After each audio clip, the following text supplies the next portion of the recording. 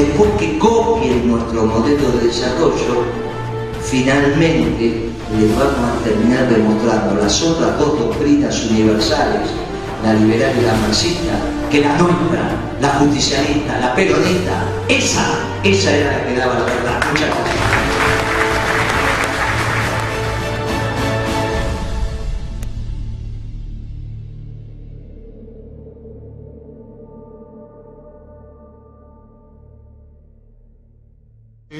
Yo doy economía en la Universidad Nacional de Avellaneda y a mis estudiantes, mis alumnos, les comento siempre como ejemplo de falacia en cuanto a los que cometen los bien pensantes en materia económica, lo de la insustentabilidad del sistema jubilatorio, ¿no? Con esta cuestión de que es mayor la expectativa de vida, menos los aportantes, y que por lo tanto hay que pensar en ajustes, reducciones, mayores cargas de edad, en fin.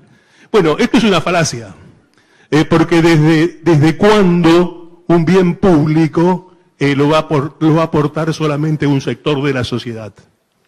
Entonces, en este pacto social, en este encuentro que queremos de todos los argentinos, tiene que estar muy claro que la provisión de este bien público, para poder ejercer este derecho de la tercera edad a la jubilación, tendrá que encontrarse desde dónde se aporta la diferencia con respecto a lo que hacen los trabajadores formales.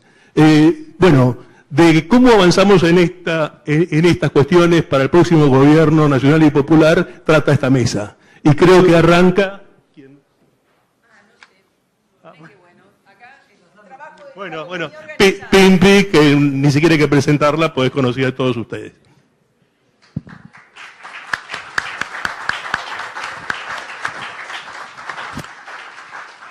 Bueno, muchísimas gracias. Perdóname, Pimpi, pero cuando habla la Pimpi, hablan todas las mujeres. Eso para Gracias. Ojalá yo pueda expresar a todas las compañeras y pueda conmover un poco a todos los compañeros. Bueno, yo le pedí a Guillermo, porque lo vamos a acompañar un poco en la mesa de cierre también, que me permita, acompañando a Leonardo, pueda sintetizar dos aspectos que nos tocan, creo, a todas las mujeres. Uno, lo que tiene que ver con el tema previsional, y otro que tiene que ver cómo nos plantamos nosotros las mujeres en contribuir a esto de tener un modelo de desarrollo que sea permanente y que sea sustentable. Respecto al sistema previsional, preguntarle ahora a ustedes, si yo digo que en la Argentina hay jubilación para las amas de casa, ¿ustedes qué me dicen? ¿Qué me dicen? Bueno, yo les digo, debo sacarlos de esta felicidad, que en Argentina más de 2 millones y pico de amas de casa pudieron jubilarse porque había un gobierno peronista. Eso es lo que tenemos que saber. No tenemos un régimen de jubilación para las amas de casa. Estamos en deuda y parte de nuestro aporte en el nuevo proyecto, ¿verdad, Pablo? En el proyecto de desarrollo permanente y sustentable va a incluir la posibilidad de que las amas de casa tengamos un régimen jubilatorio. Y si yo les digo, ¿por qué las amas de casa pudieron jubilarse? Seguro ustedes me van a decir, porque la presidenta Cristina se lo dio, ¿no es cierto? Sin embargo, fue Néstor Kirchner en el año 2005 cuando abrió la posibilidad de que millones de trabajadores y trabajadoras argentinas que habían estado en la marginalidad del derecho, trabajando toda su vida, tuvieran la posibilidad de incorporarse en ANSES, y con la inestimable colaboración de todos los compañeros que acá los vemos, que están siempre con nosotros, con Leonardo, pudieron ingresar como hacía años que no podían soñar a estar incluidos en la previsión social. Y ahí colamos nosotras, ahí colamos las mujeres, millones de mujeres que ni podían soñar que iban a tener su jubilación. Tal vez si yo hace 15 años les preguntaba a ustedes si las amas de casa se podían jubilar, ustedes capaz resignados me iban a decir, y no, porque tal vez ustedes me hubieran dicho, ellas no trabajan. Ahora no me pueden decir eso. Ahora la realidad de esas millones de amas de casa jubiladas nos convencieron de que efectivamente las mujeres que trabajamos dentro y fuera de nuestro hogar, que criamos nuestros hijos, que cuidamos nuestra familia, tenemos el derecho y la posibilidad de ser parte del derecho previsional en la Argentina. Y que hoy nosotros estamos con un gobierno que nos pone en peligro, ¿verdad? Que nos amenaza siempre que puede a través de su ministro de Economía con que va a dar de baja a las jubilaciones que fueron por moratoria. Bueno, ellos no solo no fueron a la Facultad de Derecho, no fueron a la Facultad de la Vida, no tienen sensibilidad para su pueblo, no tienen empatía con la gente, olvídate. Pero ¿saben qué? Antes de que ellos nos saquen la jubilación de ama de casa, lo vamos a sacar a ellos de la Casa de Gobierno. Porque ellos no le van a quitar a nuestro pueblo lo que el peronismo con su esfuerzo le ha brindado. Nosotros no se lo vamos a permitir. Ellos ahora nos quieren aumentar la edad jubilatoria.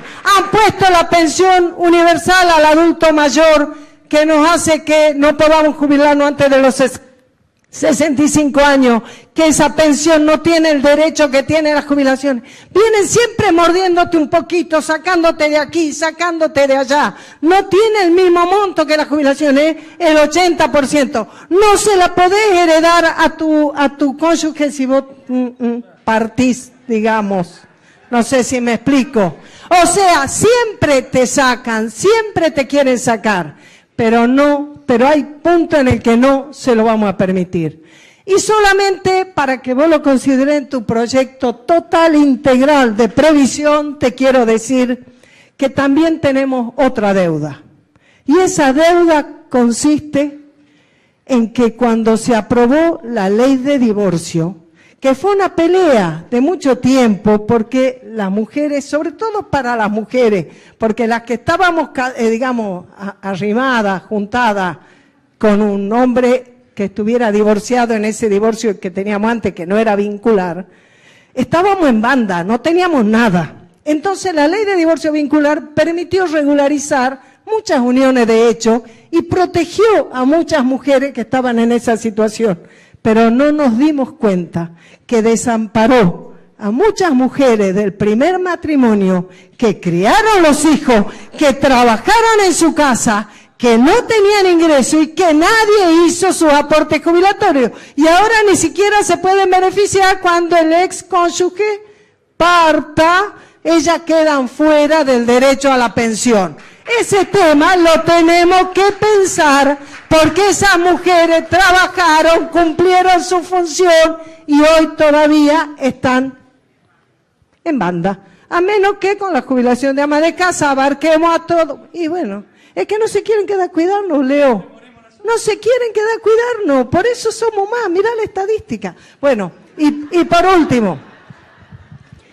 último, esto sobre el tema previsional y para señalar cosas que las mujeres vivimos, peleamos, llevamos muchos años en esta lucha, llevamos muchos años en hacer visible un trabajo de las mujeres. Y yo quiero traer a colación, porque esto es lo que yo pensaba plantear en el cierre, que ¿cómo es posible imaginarse un modelo de desarrollo que sea permanente, que sea sustentable, que ignore la contribución del trabajo que hacemos las mujeres? Hoy el cura Caputo se ha comido la cancha impresionante. Toda la cita de todos los papas que ha hecho son impresionantes. Fue impresionante cuando mencionó, creo que fueron las palabras de Benedicto, no me acuerdo, pero cuando habló de que la economía vale si mira cómo viven los pueblos, que lo que hace que vos veas el éxito de una economía es cómo vive ese pueblo. Me pareció maravilloso y ahí entramos nosotras a full. Si no, vos tenés que mirar la economía, tenés que ver cómo estamos, si estamos o no estamos reconocidas las mujeres o no. Walter, ¿está o no nuestro trabajo ahí? Entonces yo digo, nos avala el Papa Benedicto, el único Papa que abdicó, hermano, eso es histórico. Pero dijo algunas otras cosas muy importantes a Caputo.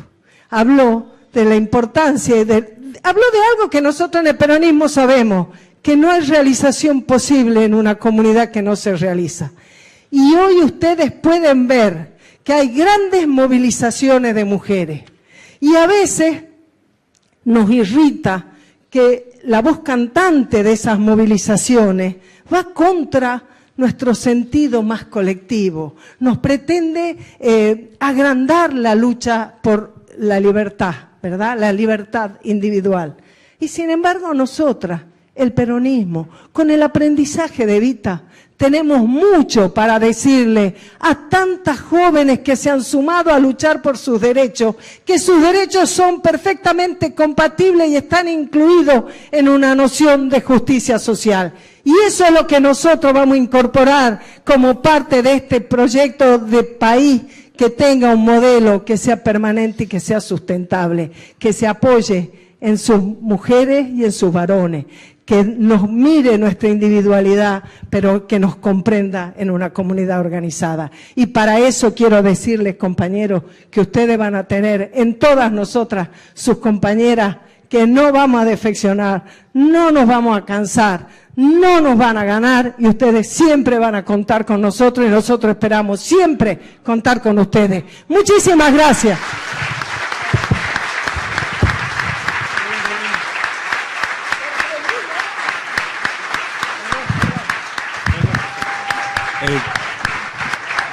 Compañero, el que está, se presentan, por favor.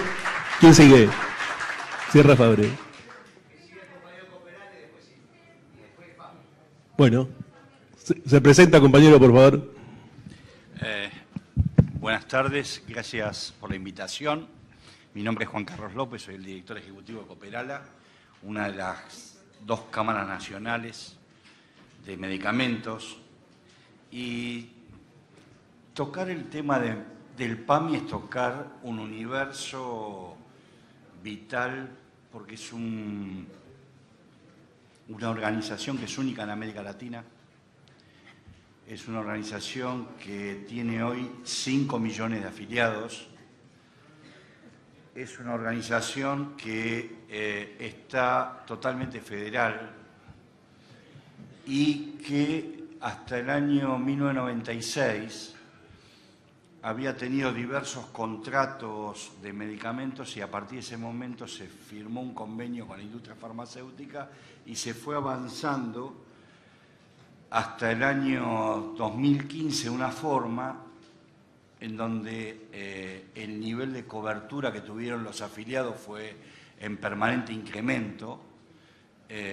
Y cuando digo nivel de cobertura es el porcentaje el precio del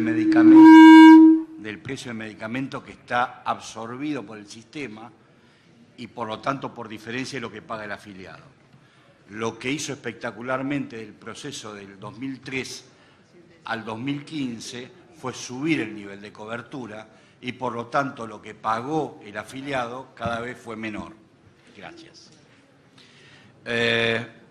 El segundo elemento fue, como lo dijo muy bien la persona que me antecedió, es que ingresaron en función de las políticas de Estado una cantidad de más de 1 millón de afiliados al sistema que no estaban dentro del sistema. Esto hizo que de 3.850.000 personas en el 2003 se pasara a casi 5.100.000 personas de personas que entraron y que fueron beneficiadas por el sistema del PAMI. Todo este universo hizo que el nivel de consumo de la industria o de medicamentos haya subido a cifras extremadamente importantes de cobertura y se llegó a un récord histórico de consumo de unidades por persona. ¿Por qué? Porque el gobierno adoptó la sana política de cubrir a las personas que no tenían dinero suficiente con una resolución que se llama Resolución 337 y que produjo que 1.700.000 personas que no tenían ingresos pudieran consumir dentro del PAMI. Esa política de redistribución del ingreso fue una política absolutamente beneficiosa para los jubilados argentinos. En este escenario, los últimos 3 años generaron políticas a la interna de la industria farmacéutica muy complicadas. La industria hasta el 2015 era una industria, y sigue siendo una industria, uno de los 4 países del mundo en donde el sector farmacéutico argentino es más grande que el sector farmacéutico extranjero. Solamente 4 países, esto lo comentamos en la reunión anterior, tienen una industria nacional más potente que la industria multinacional. Los 4 países, paradójicamente, somos Argentina, India, Alemania y Estados Unidos. Repito, Estados Unidos, el país número 1 del mundo por producción de PBI, Alemania, el país más importante de Europa, India, que va a cabeza de ser el país más importante del mundo en 40 o 50 años, y la República Argentina.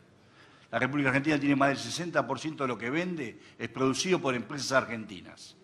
Empresas argentinas que dan aproximadamente, mi compañero lo va a decir con más detalle, aproximadamente 45.000 empleos en forma directa y 120.000 en forma indirecta.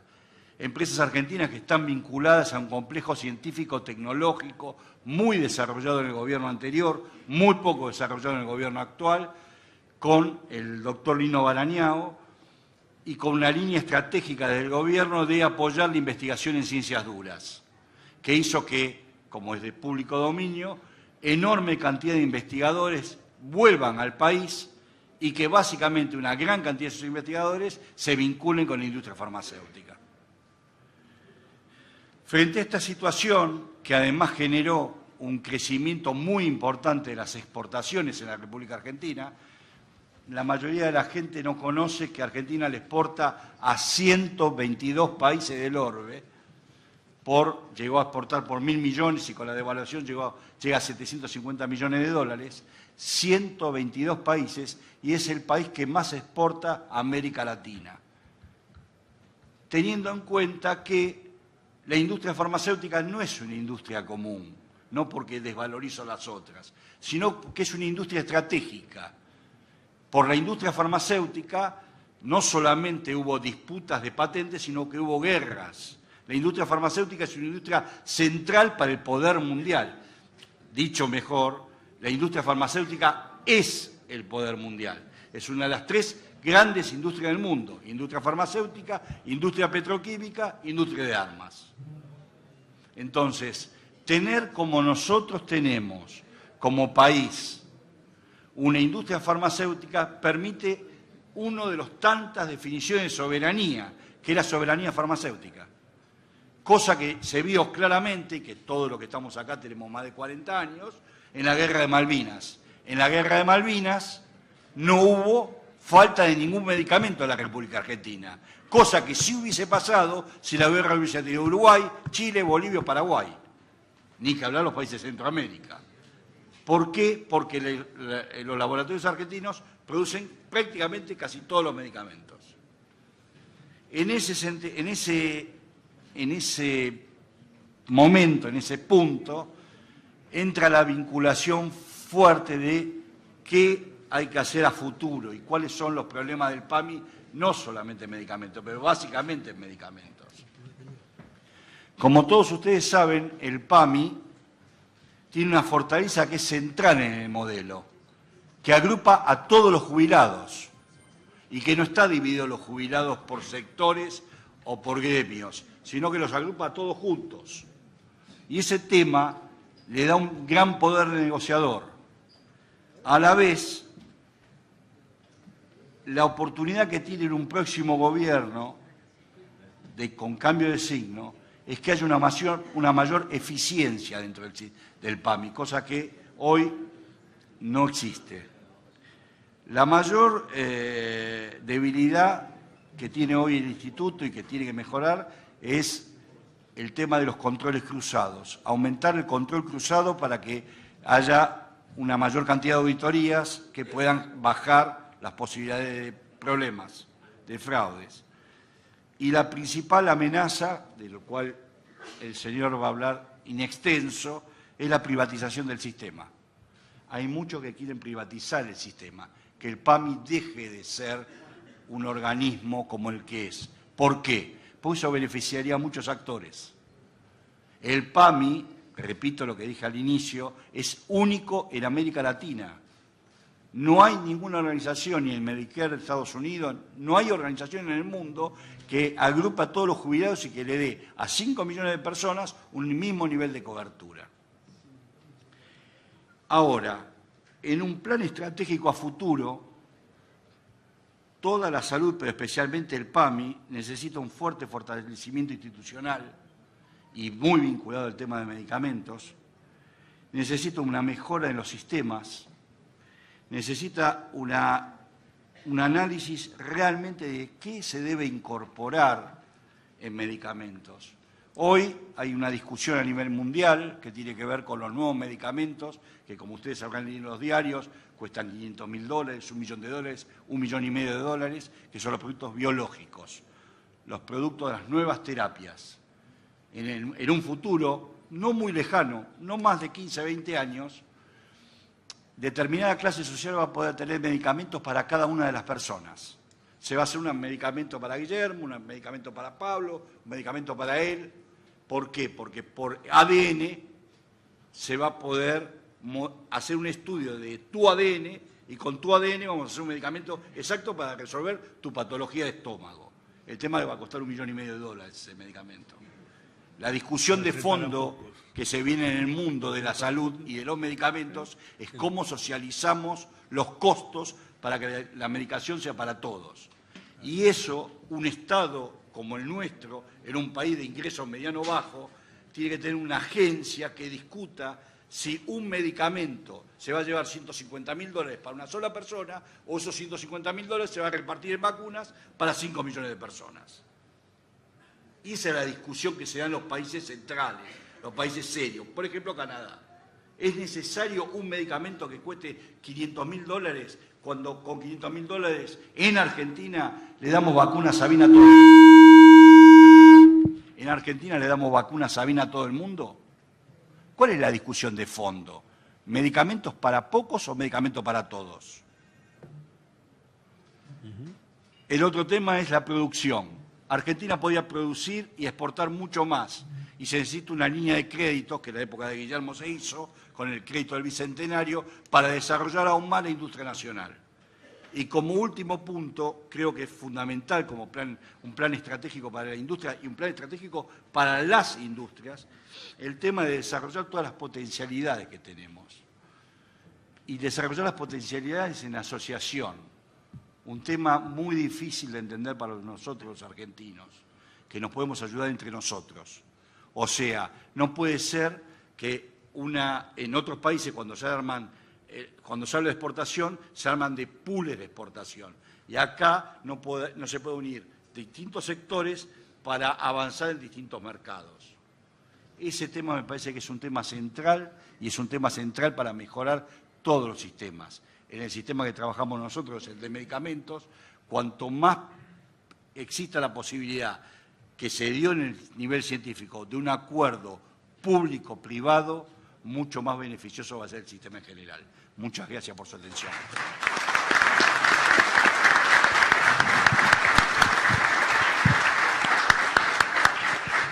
Compañero Eduardo Franciosi, ¿no? Sí. Buenas noches a todos y muchísimas gracias nuevamente por esta invitación.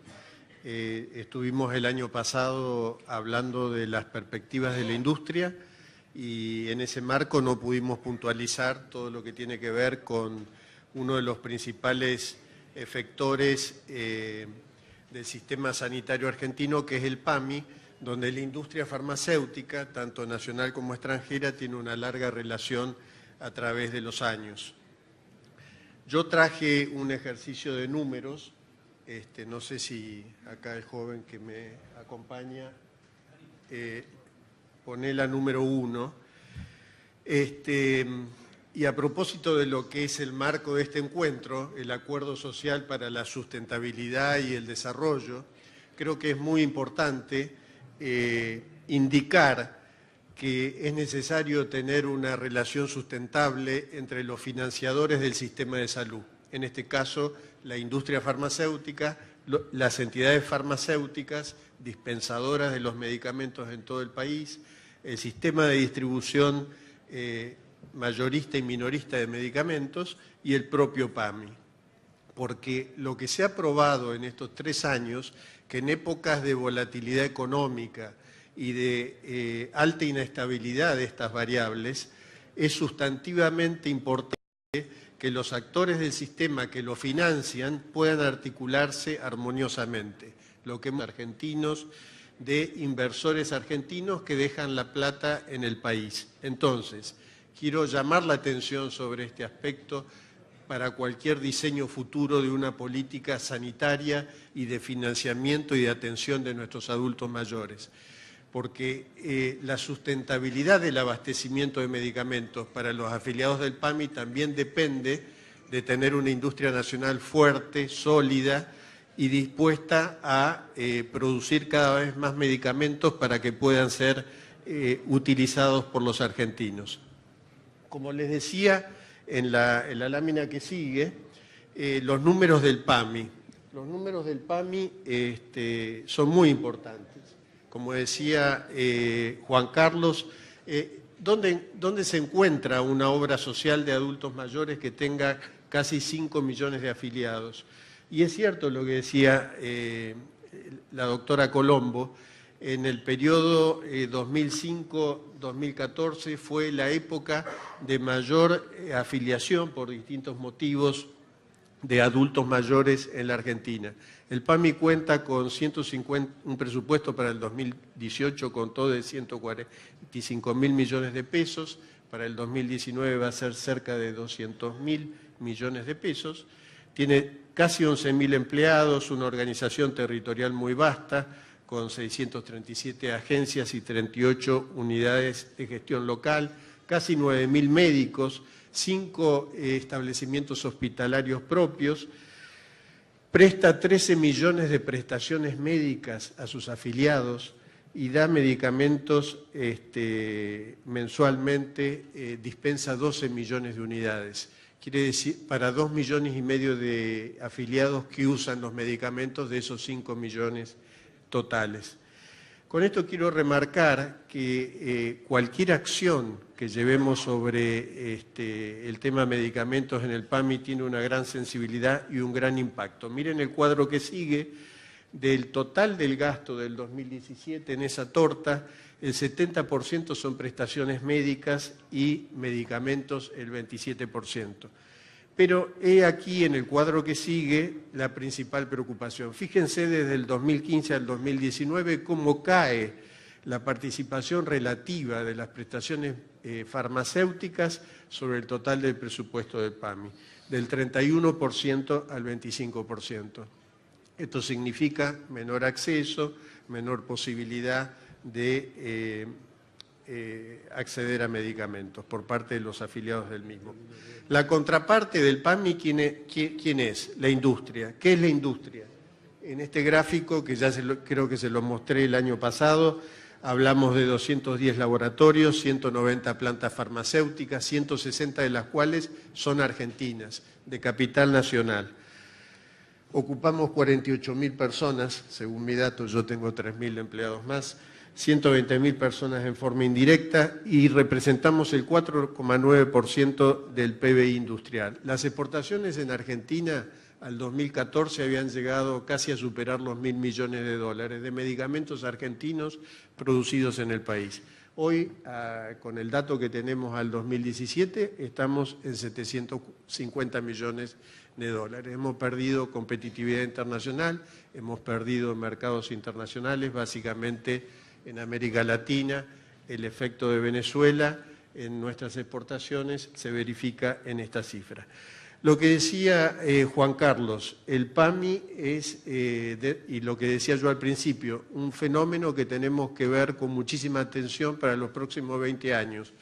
La esperanza de vida en la Argentina es de 76,3 años y según la OMS, cada 15 años agregamos 5 años más de esperanza de vida, con lo cual tenemos que dar una respuesta de cómo vamos a resolver el financiamiento de esta institución entre los que articulan esta relación, como le decía antes, las entidades farmacéuticas, de la distribución, el propio PAMI y la industria farmacéutica.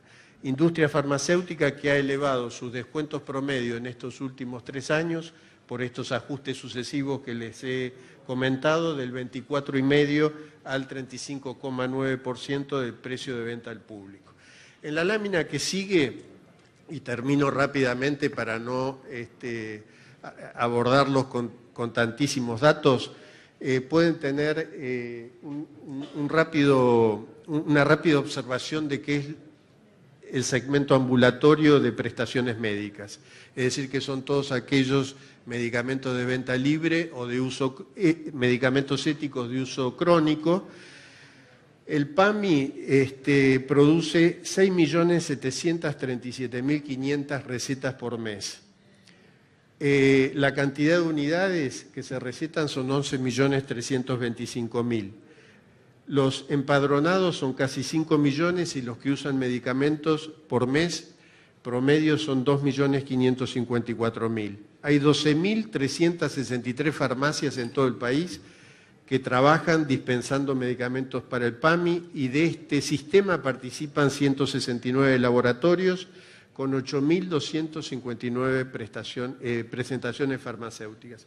Con todo esto, ustedes pueden tomar una dimensión de lo que es el volumen de esta prestación y los servicios que reciben los afiliados del PAMI del sistema. No hay un sistema, yo creo que el sistema de provisión de medicamentos al PAMI y del PAMI es único y se distingue inclusive comparándolos con los del sector privado. La cobertura promedio para los afiliados del PAMI, es decir, por ejemplo, ahí les puse del valor promedio de una receta PAMI de 508 pesos, el convenio cubre el 75%, es decir, que el afiliado solo paga alrededor de 130 pesos.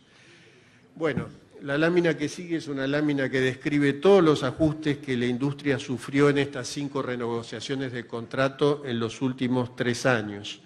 Básicamente imponiendo mayores descuentos, imponiendo ajustes a través de la determinación de un precio de venta PAMI y básicamente a través del tiempo de la integración de familias terapéuticas a estos precios máximos de venta al PAMI.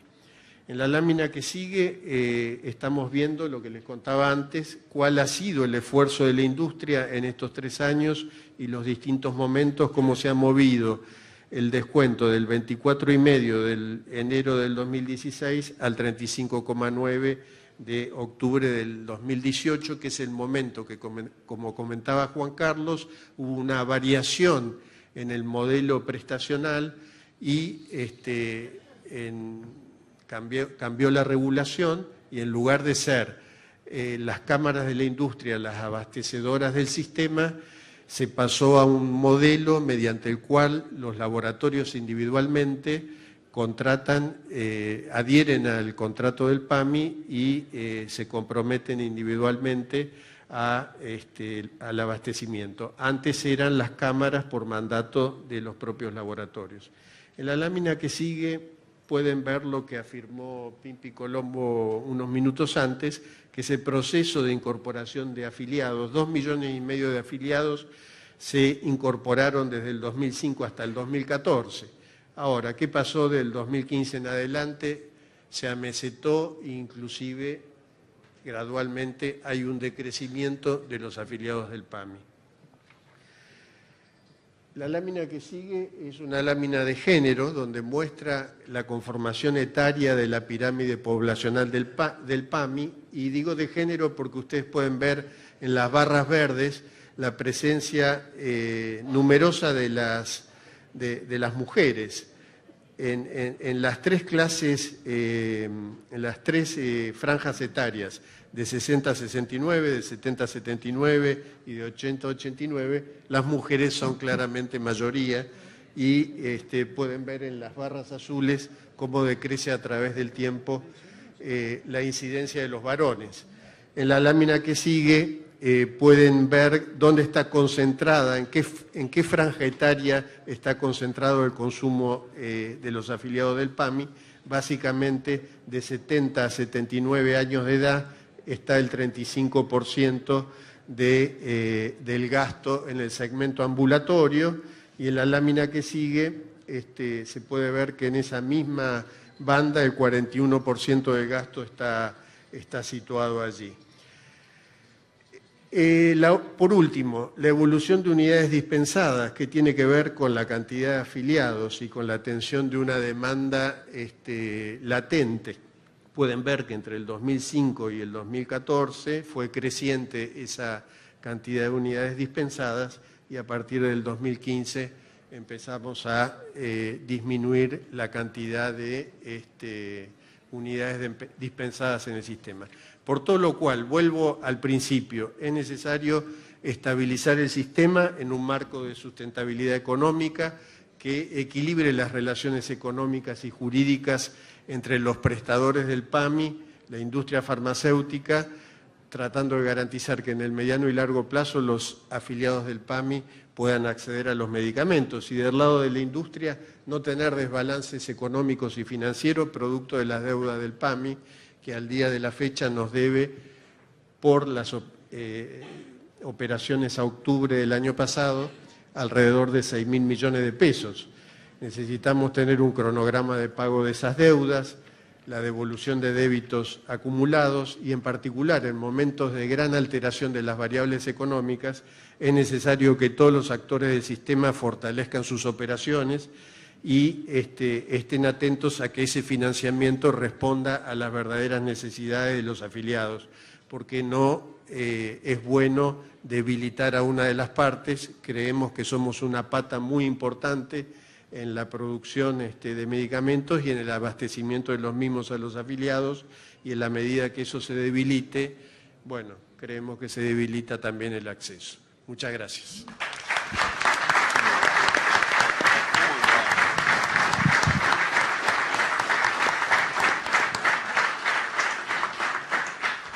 Muy bien, cerrando la mesa entonces el compañero Leonardo Fabre.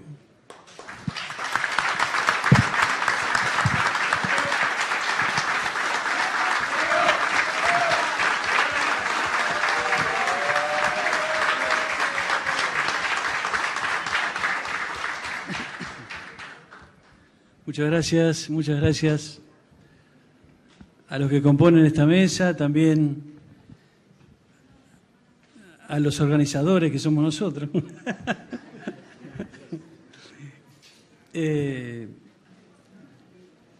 Y la verdad que es muy interesante, creo que esta reunión es muy importante. Yo quisiera que cada compañera y compañero que participan en el día de hoy tomen nota,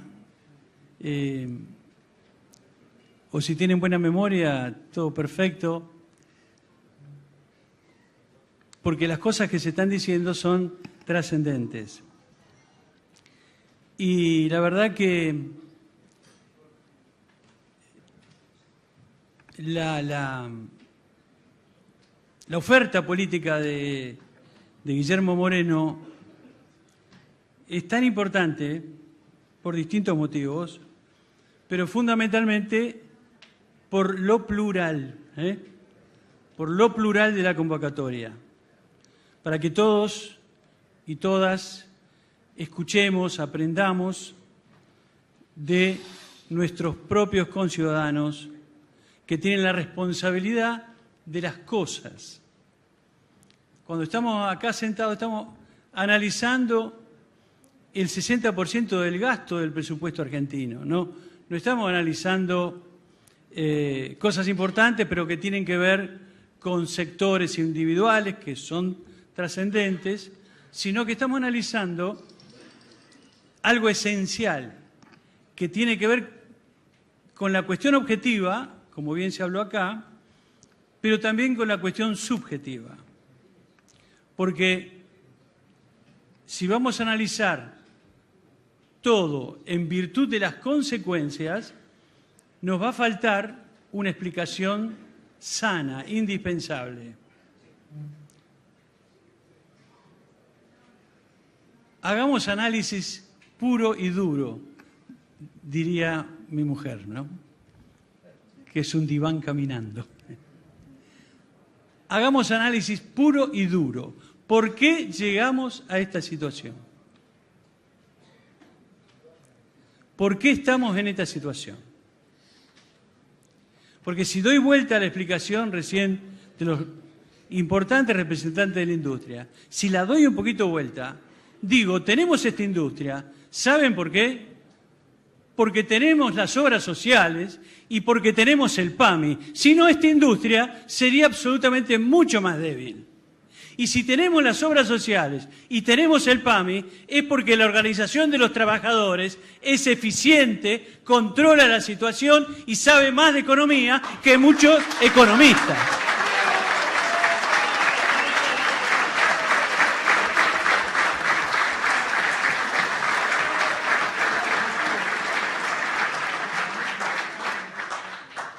No puedo dejar de decirlo, porque yendo un poco al análisis profundo, ¿por qué ustedes creen que los argentinos tenemos obras sociales? Si alguna vez tuvimos una salud pública de excelencia, que seguramente éramos los 3 países del mundo más perfectos en la salud pública para su pueblo. Y ustedes lo deben haber visto en diferentes documentales previos a 1955. Lo tienen que haber visto. Habrán visto los hospitales, habrán visto la organización. Y si no lo vieron, vean a los pibes que nacimos en esa época. Que somos los que estamos acá. Yo nací en esa época. Y no necesitaba obra social. Ni siquiera la obra social de un gremio. Primero porque no existían. Porque había una política determinada a favor del pueblo. Nos bastaba, nos sobraba con los hospitales organizados por Ramón Carrillo. ¡Sobraba!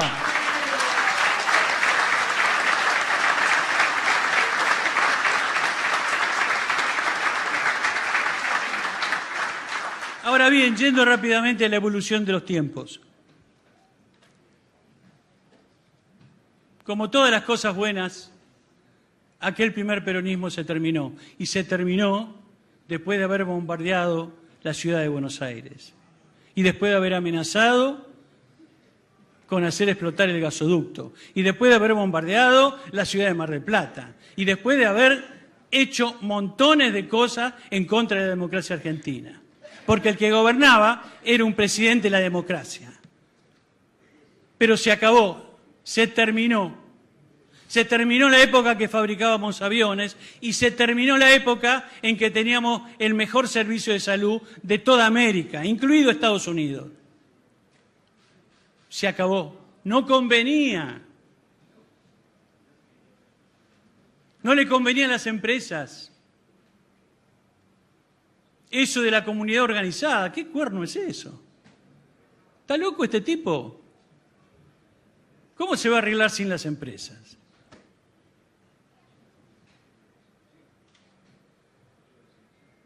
Entonces los trabajadores que tenían imaginación, tenían hecho toda una educación sindical a través del peronismo, se quedaron con Perón en Madrid, cuando estuvo bien. Antes anduvo por otros lugares, donde cada uno lo iba cobijando. Pero lo tenían lejos. Ah, no, influía. Que sí, que influía, pero la verdad los trabajadores estábamos acá. Mi viejo, tu tío, tu abuelo. ¿Y cómo encaraban ese agujero que quedó en la salud argentina? ¿Cómo lo arreglaban? Crearon las obras sociales. Los trabajadores argentinos crearon las obras sociales. Y como pudieron, quizás no en un 100%, reemplazando a la gran salud pública del peronismo, pero lograron tener excelencia en sus servicios. Estamos hablando a partir del 55. El PAMI se crea en 1970, compañeros.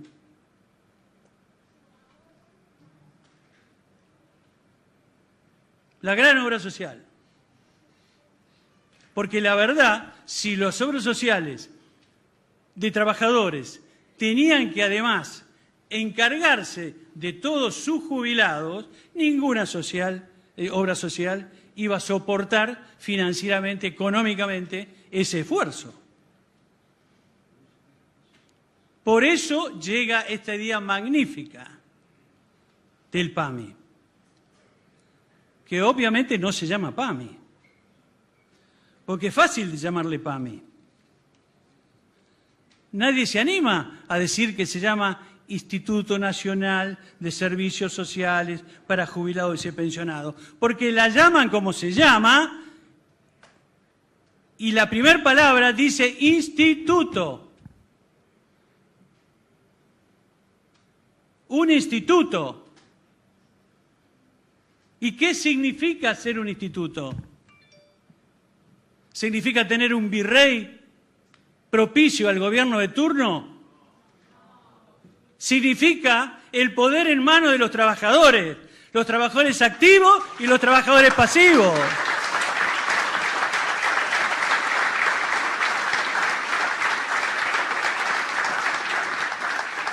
Por eso lo llamamos PAMI, ¿viste?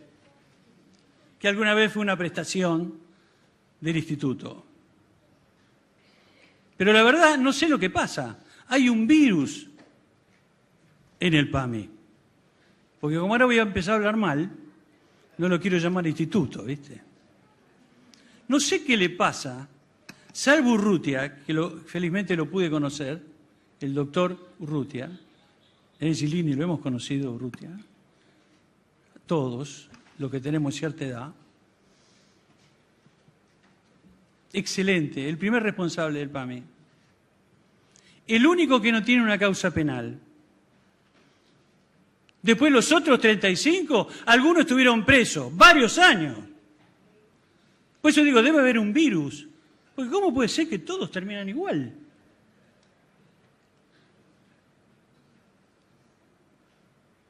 ¿Qué pasa? Porque también tenemos que hablar de las debilidades de nuestra organización de servicio de salud.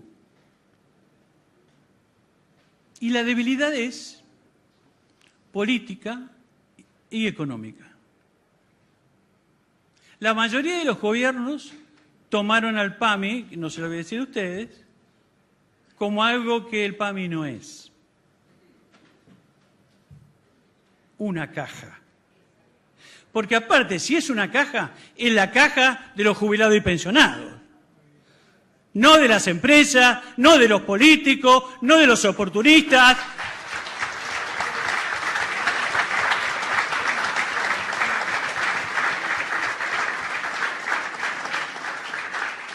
Recién decían los compañeros, permítame llamarle compañero, no hay problema. Sí, por supuesto, está muy bien.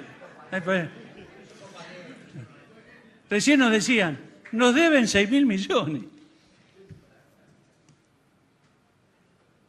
Todos sabemos lo que eso significa. Acá la mayoría son dirigentes, son empresarios. ¿Qué pasará con los 6.000 millones? Incluida Graciela Ocaña tiene una causa penal, ¿eh? Los honestos también roban, ¿viste?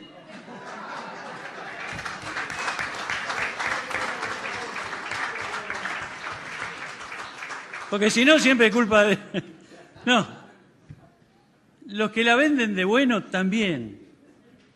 Yo la verdad lo siento en el PAMI y te pruebo, ¿viste? Si superás el sillón del PAMI, bueno, Gardel. Porque debe ser grave, como bien decían los compañeros, administrar tremenda cantidad de intereses, licitaciones. No vamos a hablar de licitaciones porque es muy largo. Pero es verdad que es una obra social enorme, pero no está manejada por los trabajadores honestos. Ojo, hubo directores trabajadores que no les fue bien, tampoco. O sea, la autocrítica la quiero hacer. Y otros que entraron y a los 2 meses se fueron horrorizados. Porque no es un trabajo para cualquiera.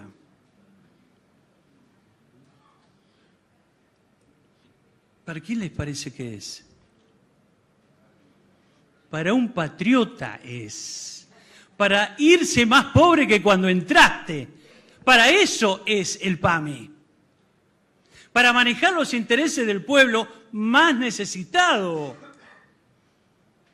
Y no subirte a la teórica importancia del manejo de millones y millones de pesos. Sos un servidor público. Y de paso vamos a hablar de lo público. Porque se habla del PAMI. ¿A qué es el PAMI? ¿Qué es el PAMI? ¿Le pertenece al Estado? No. ¿Le pertenece a las empresas? ¿Al mundo liberal? ¿Al mundo neoliberal? ¿A los gorilas? ¿A quién le pertenece? Es de los trabajadores. Los jubilados son trabajadores en otro momento, pero no dejan de ser trabajadores.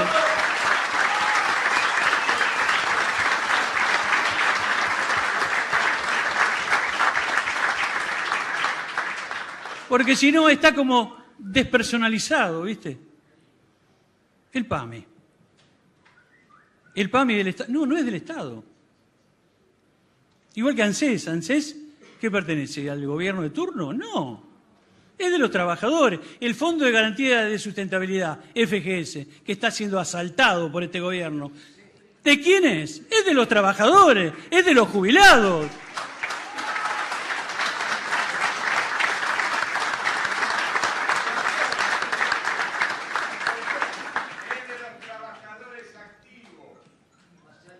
Y pasivos.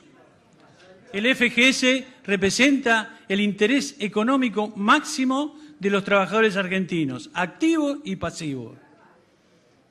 Por eso que hay una representación en lo único que podemos tener, que es un consejo asesor ad honorem que tenemos, pero el presidente de ese consejo asesor siempre es un jubilado. El secretario de ese presidente también es un jubilado. Hay una representación de CGT, que tengo el honor de haber sido elegido ya hace mucho tiempo para eso. Hay una representación de CTA, hay una representación de las cámaras empresariales, un representante por cámara en el Consejo Asesor, hay una representación legislativa, un diputado, un senador. O sea, la vieja idea de Perón, institutos con representación del Estado, sí, mínima, pero representación de los jubilados, trabajadores pasivos, representación de los trabajadores activos en menor cantidad. El instituto prevé 7 representantes de jubilados en su conformación institucional. Ahora, ¿cuándo vimos un instituto del PAMI, para que quede claro? Siempre hay interventores manejados por los presidentes de turno, o casi siempre. Hubo alguna excepción. Entonces, una de las 2 pautas que vamos a proponer acá, a través de un trabajo que Guillermo nos pidió, una de las 2 pautas es que volvamos a los directorios democráticos, tanto de ANSES, que es la previsión, como PAMI, que también es la previsión. Porque previsión significa prever las consecuencias del futuro. Por eso Perón, el 27 de noviembre de 1943, funda la Secretaría de Trabajo y... Muy bien. Y si Perón lo hizo...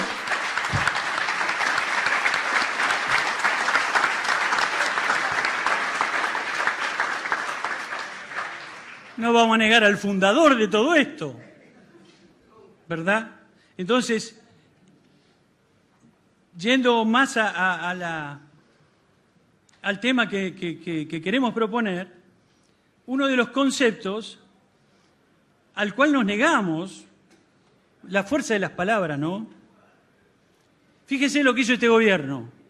Desapareció el Ministerio de Trabajo y lo transformó en una secretaría. Desapareció a ANSES dentro de la órbita del Ministerio de Trabajo y lo mandó a Salud y Desarrollo Social. Y por supuesto, ahí también quedó PAMI. Y por primera vez pasa lo que debería haber pasado siempre, que estemos juntos. ANSES y PAMI, PAMI y ANSES. Porque la verdad, somos la misma cosa. Nosotros generamos beneficios, PAMI genera servicios. ¿Para quién? Para los trabajadores y las trabajadoras. Si no, Pimpi me mata.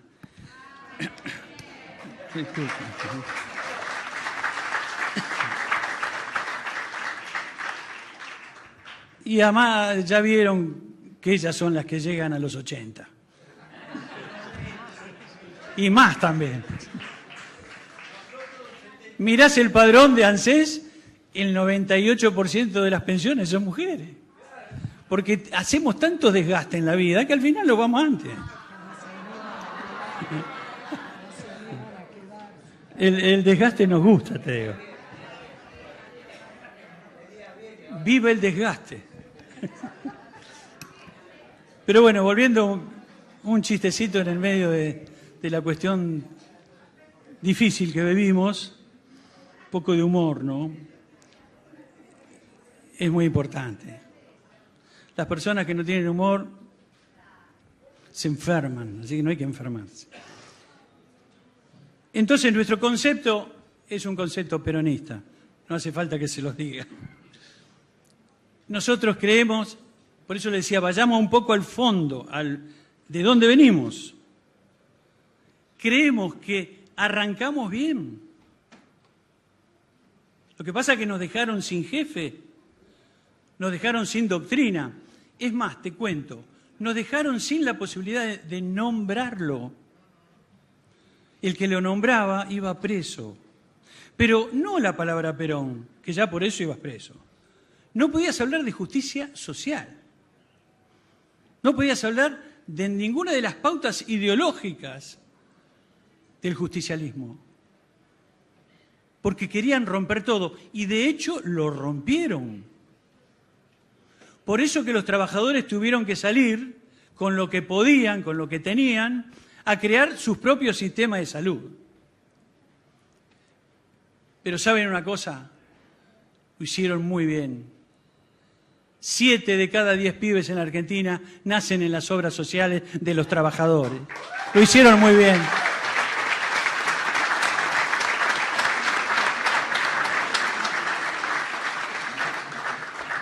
Pero somos todos hijos de la previsión social, esa que enunció antes de ser presidente y que organizó a nuestros abuelos gremialmente y que nos unificó.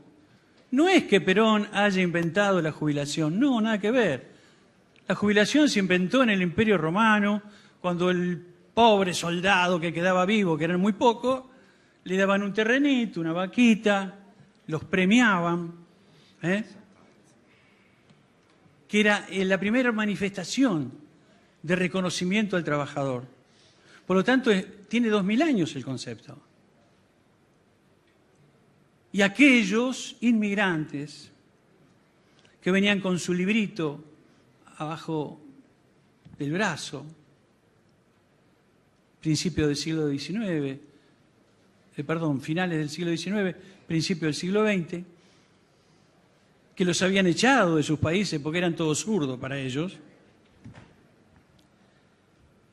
esos libritos se transformaron en mutuales. Y esas mutuales, Perón las transformó en gremios. Y esos gremios, Perón los transformó en derechos, que hoy seguimos gozando.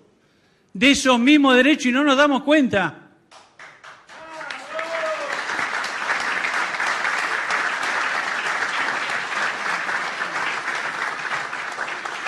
Hasta un energúmeno de este gobierno llegó a criticar el sueldo anual complementario. Dice, como dijo Borges una vez, dice, la Argentina es el único país del mundo que tiene 13 meses. Bueno, que Borges nos hiciera una crítica, está bien. Un rival de aquello, ¿entendés? Ahora, que estos tipos vengan a criticar al modelo nacional y popular de los argentinos, que vengan a criticar nuestros derechos. Todavía tenemos una educación pública, una salud pública, una previsión pública. ¿Saben por qué? Porque en el 2008 derrotamos las AFJP después de 15 años. Después de 15 años.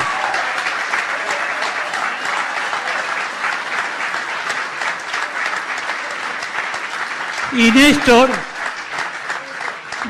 Kirchner me dijo, bueno, hijo de puta, a ver si dejás de pegar la ficha ahora. Una belleza. Nuestra etapa de esta década. Recién hablaban de los superávit.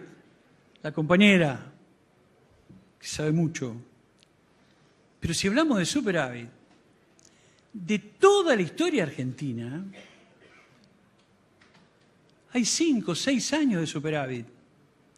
Y todos pasaron con Néstor, 4 años Néstor, y los primeros años de Cristina. Hubo superávit, gemelo.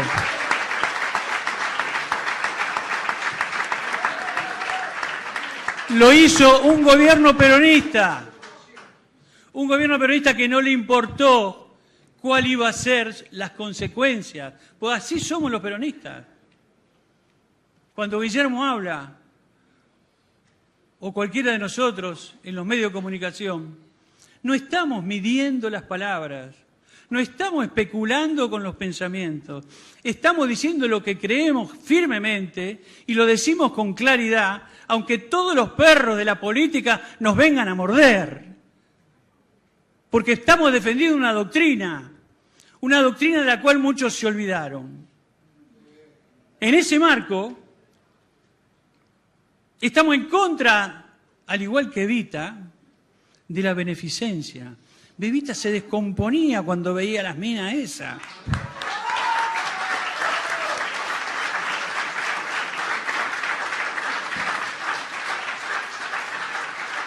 Y creamos los derechos. Digo, yo no estaba, era chiquito. Pero permítame sentirlo como propio, porque me crié en eso.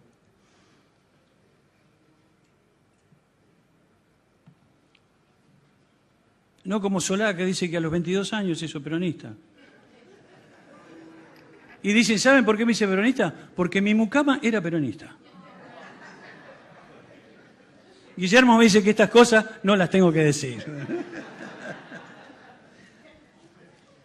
Pero bueno, es más fácil nacer peronista, ¿viste?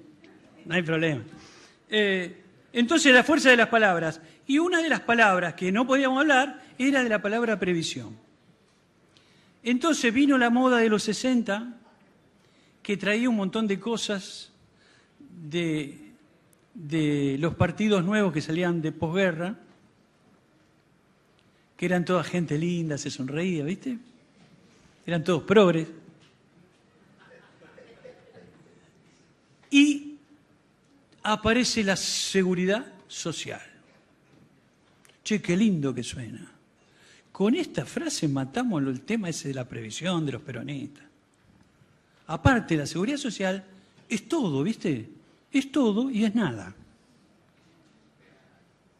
Y este gobierno, con esa sinceridad brutal que tiene, mandó todo a desarrollo social y automáticamente expuso claramente que todo es beneficencia. Por ejemplo, la pseudo jubilación, que no es una jubilación, que recién comentábamos a través del discurso de Pimpi. Ellos crearon, ¿cómo se llama, muchacho? El PUAN, Prestación Única Universal. Ya estoy viejo, ¿viste? Ya hay cosas que se me van. Pero no se me va lo que significa. Prestación Única Universal. Una prestación. No hablan ni... Te la dan, después de los 70, te la regalan. No es un derecho. Es un acto de beneficencia. No se edifica arriba de los derechos. No te la doy porque soy bueno. Eso sí, si te morís, a tu señora no le toca. ¿Sabes por qué? Porque no tiene fuerza legal. Porque la inventé por eso. Para que una vez que te muera no le quede nada a nadie, a ningún heredero, ningún hijo discapacitado, ninguna esposa, nada. Se muere con vos. Ese es el proyecto de ellos. Transformarnos a todos en una prestación. No somos más ciudadanos con derechos, compañero. Somos gente a la cual le regalan el concepto de prestación, un concepto de regalo, como le hacían al soldado romano.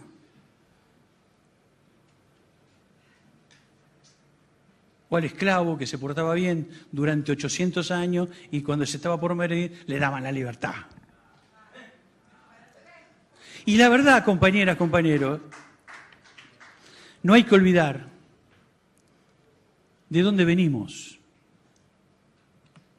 La esclavitud en estas tierras se abolió hace 200 años. Teóricamente. Teóricamente. El año 13 fue una enunciación. Pero el sargento Cabral no era ni sargento ni era libre. Era un esclavo que peleaba al lado de San Martín y que le salvó la vida. Era un esclavo correntino.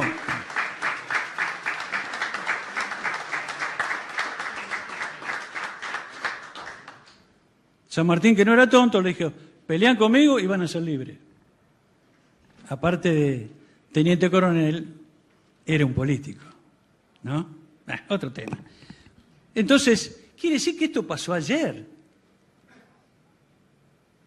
Y en Estados Unidos, peor que nosotros, hubo esclavitud hasta hace 100 años. El gran país del mundo. Recién nos hablaban, porque cuando nos comparan nuestra economía con la economía norteamericana, a mí me da una risa.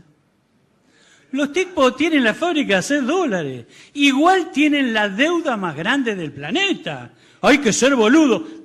Tener la máquina de hacer dólares y le debes a todo el mundo. Son un desastre. Imagínense si nosotros tuviéramos la fábrica de hacer dólares. Ya pusimos el Papa, pondríamos el jefe de cada religión del mundo. Entonces, comparar algo es una comparación tan estúpida, ¿no?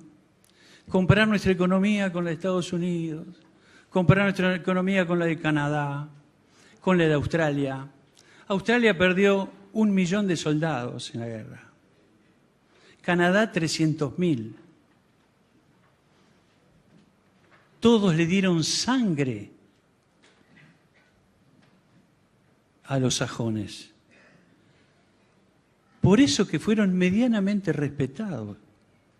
Pero nosotros, desde Irigoyen para acá, le dimos la espalda. Nosotros no mandamos ningún pibe a morir a tierras extrañas y por una guerra que no era la nuestra. Además, cuando me hablas de la economía norteamericana, aparte de fabricar los dólares, que por supuesto es una empresa privada la que fabrica los dólares, ni siquiera el presidente norteamericano, hasta el presidente norteamericano es un esclavo de la oligarquía norteamericana. Pero es otro tema. Los tipos refuerzan eso con 1000 barcos de guerra. 1,5 millones de aviones y 400 portaaviones y 300 ojivas nucleares. No me comparés con Estados Unidos, porque la verdad no me lo banco. Me estás chicaneando. Me comparás con el imperio. Dejá de joder, hablemos de la economía argentina, la que tiene que luchar, la que tiene que despegar como peronista, como nacional y como popular.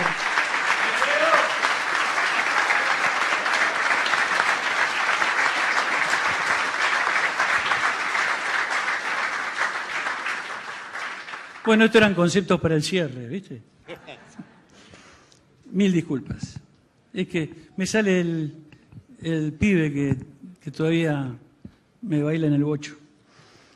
Bueno, habíamos hablado de una nueva organización y Guillermo ya lo anunció por un medio de comunicación y Guillermo habló de la Secretaría de Previsión Social.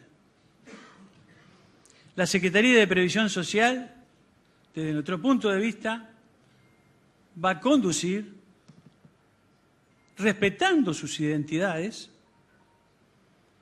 al instituto que prevé la salud y al instituto que prevé las jubilaciones y pensiones. Habrá una sola secretaría, dependiente directa del presidente, por supuesto, prácticamente con carácter ministerial, que unirá a las dos grandes instituciones creadas por los trabajadores.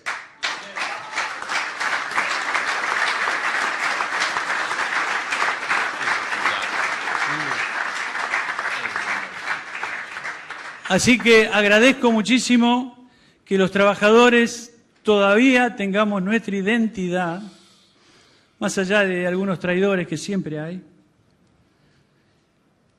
En este caso coinciden con los mismos traidores de la década del 90 que hablaban los compañeros, que modificaron las relaciones del trabajo, de la salud. Los mismos apellidos. ¿Daer te suena? Encima hay un hermano para cada época, loco. Estaba el otro, ahora está este. Siempre tenemos quintas columnas. Pero bueno, también podemos lidiar con eso. Agradezco que tengamos el movimiento obrero de lucha, de permanencia, que tenemos a través de la doctrina nacional justicialista, y agradezco a estos empresarios que crecieron con nosotros. Cuando recién los compañeros hablaban de un sector farmacéutico nacional, ¿cómo no emocionarse con eso? ¿Cómo no estar orgullosos de eso? Lo que los empresarios siempre tienen que recordar, que ser tan fuertes como empresarios tiene que ver con el sustento fundamental de un pueblo, que son sus trabajadoras y sus trabajadores. Muchas gracias.